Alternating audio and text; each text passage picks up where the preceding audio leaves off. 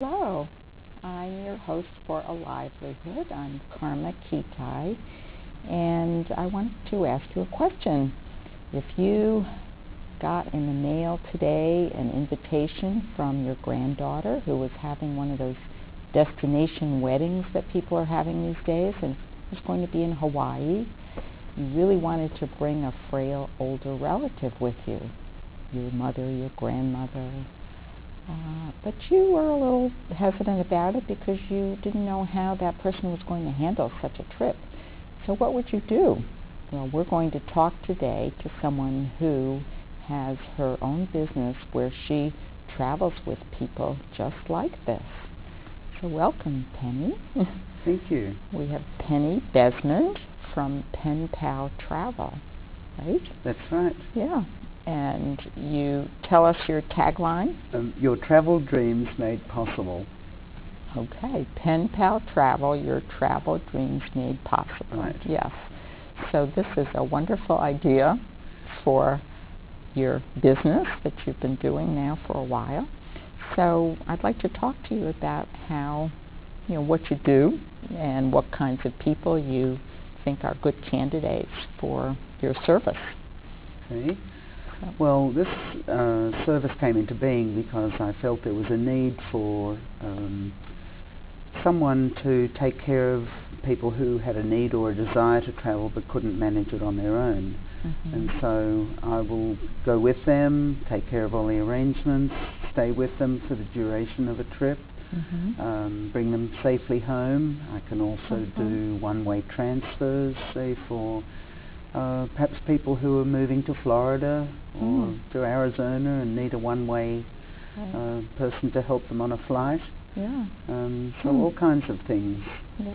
So we have some pictures, and maybe as we show the pictures here, you'll be able to talk a little bit more about the maybe some examples of the kind of service that you offer. So let's show those pictures, and here's your brochure for Pen Pal Travel, right? That's right. Mm-hmm. Yeah. And I look, basically most of my clients are older people who have a need, to be looked after, like they might be wheelchair bound or have some different disability or difficulty. It can be as much as just a lack of confidence. They need an arm to hold on to. But just someone, to take care of them and to just really look after them instead of their families having to be worried about that. So, which, of course, is a wonderful thing if a family is going to an event like one of these destination weddings in Hawaii or Bermuda or something. Correct. So that the family can stay out late if they want to and dance, and they don't have to be concerned about leaving somebody back in the room or at a table all alone. Well, I try to take total charge of the client and let them do as much as their physical abilities will allow, and try to let them have the best possible time that they can have, and without the family having to worry about it. Right. Tell us how come you're qualified to take on this big responsibility. Well, I have a nursing background. I did my nursing training in Australia many years ago and worked various jobs, including private nursing. And then after I was married, my husband went back to school, and so I couldn't find a nursing job at the time. I wasn't registered here in America, but I went to work as a travel agent. And there I worked in various different departments, as well as doing individual travel. I did tour groups and actually went on several trips as a tour conductor and took charge of up to 150 people at one time, which is a little daunting, but it can be done. Right. And so I had a lot of experience there.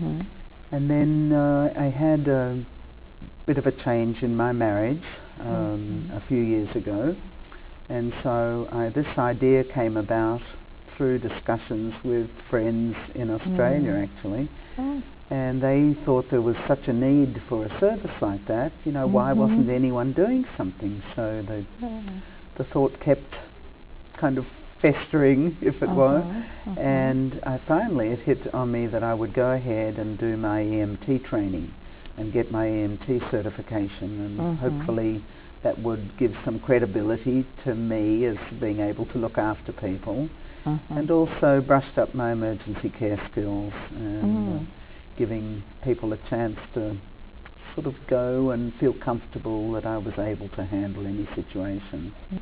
You know, I'm always curious, especially when I talk to people on a livelihood, about what it was like making this transition for you.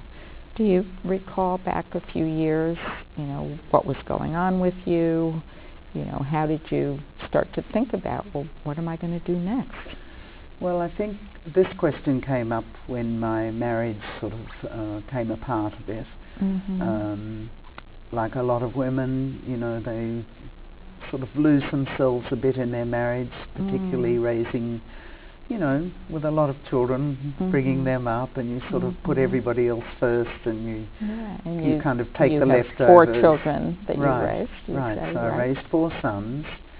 And then I did go and work at an exercise place, a Curves gym, and through working with so many different women there, I slowly regained my confidence in myself, found that I did have something worthwhile to give to others, and so all of these different things started just to meld together, and I just gradually working through it and doing my EMT training, which was very worthwhile. It taught me that even at an older age you can still have the capacity to learn and get through exams and things like that. So I guess you're saying that having gone through a transition in your own personal life, correct, you had to begin to think about, well, what's next? How am I going to be able to just make some changes for myself and find something that I'm going to feel good about? And what can I do? You know, as you get older, you wonder, well, you know, I didn't want to go back and work in a hospital and work shift work like that, but what can I do, and how can I make use of my skills and help others? So I think you also mentioned to me that you had some coaching, some life or career coaching. I have had back some coaching a while ago. Can you say a little bit about what that was like for you? Yes, absolutely. I had an opportunity to be introduced to a life coach, and she helps people transition from one career to another, particularly as a second career. You know, as we get older, some of us get laid off and need to find other avenues, new things to do.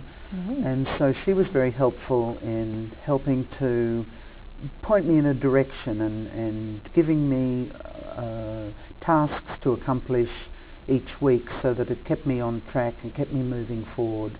And this was very beneficial, because there's a certain amount you can do on your own, but then you just need that little bit of a push to get you over the next hurdle, or if you're a little bit nervous about something, they can help you to give you more confidence. And I think one of the things you mentioned to me when we were talking earlier was that you may have had this great idea, but somehow you weren't able to put it into practice. So that was something that you and Sandy worked on. Exactly. You know, you can go so far on your own.